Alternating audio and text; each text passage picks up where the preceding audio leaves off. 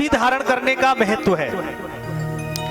ब्राह्मण को श्वेत रुद्राक्ष धारण करना चाहिए, क्षत्रियों को लाल करना चाहिए, वैश्यों को पीला करना चाहिए और शूद्रों को कृष्ण वर्ण का जो है रुद्राक्ष धारण करने चाहिए।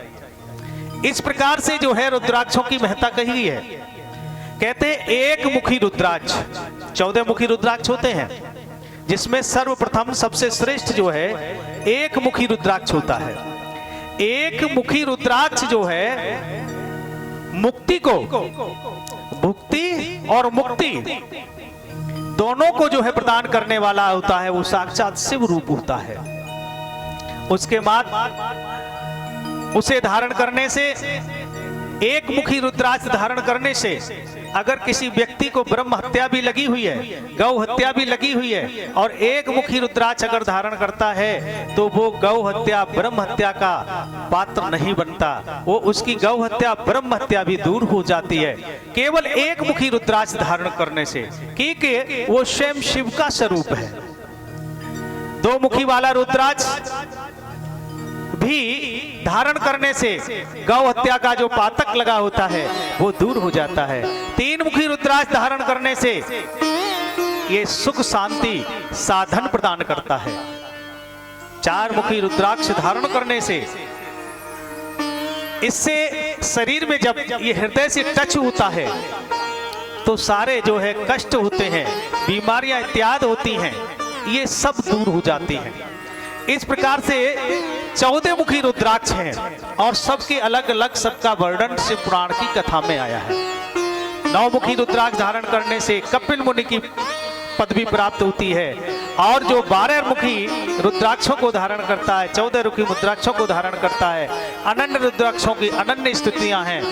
कहते हैं कि अगर आप साधारण पंचमुखी भी, ज्यादातर पंचमुखी मिलते हैं, अगर आप पंचमुखी भी रुद्राक्ष धारण करते हैं तो पहली बात तो यह है उस व्यक्ति को हार्ट अटैक की बीमारी बहुत कम होती है, लेकिन धारण करते समय उसकी शुद्धिकरण होना बहुत जरूरी है।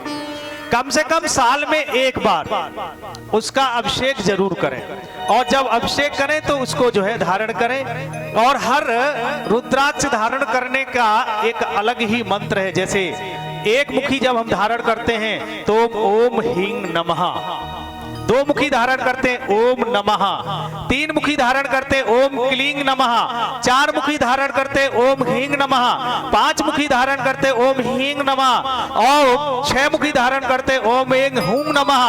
और इसके बाद जब हम 7 मुखी धारण करते हैं तो हूं नमः, 8 मुखी धारण करते हैं तो हम हूं नमः और 9 मुखी जब धारण करते हैं तो ह्रीं हूं नमः। इस प्रकार से हर एक रुद्राक्ष धारण करने का अलग अलग मंत्र भी है।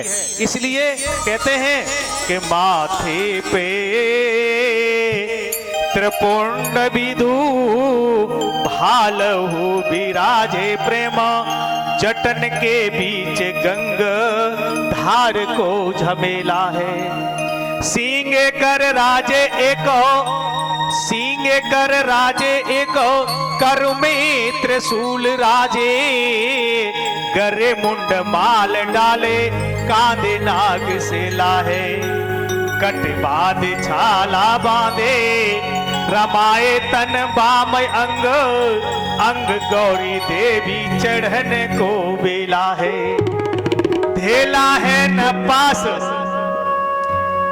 धेला है न पल्ले, खर्चीला अजूबी भात, ऐसा गिर मेला, ऐसा गिरे मेला ते वो शंभु अलवेला है।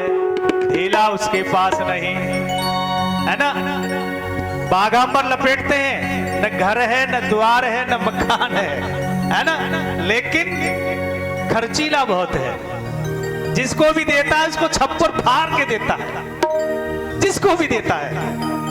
इतना अलवेला मेरा भोला है, पर्वत पर रहता है और कभी बनवा भी लेता है मकान तो लोगों को दान में दे देता है, रावण जैसे लोगों को, है ना।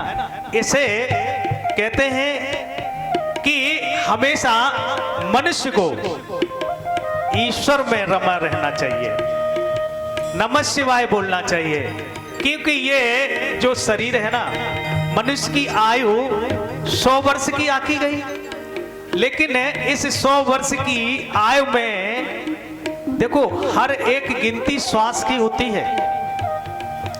कहते हैं ना कि हमारी आयु 60 वर्ष की हो गई, श्वास की गिनती होती है कि हमारी श्वासें कितनी हैं। अब देखिए छोटा सा एक एग्जाम्पल है, कुत्ता की आयु सबसे कम क्यों है? क्योंकि वो दिन भर जो है हाँफता रहता है, ऐसे करता रहता है, इसलिए कुत्ते की आयु, क्योंकि उसकी भी सांसों की गिनती है। तो वो जब जितनी जल्दी आप सांसें लेंगे उतनी जल्दी सीताराम हो जाएगी।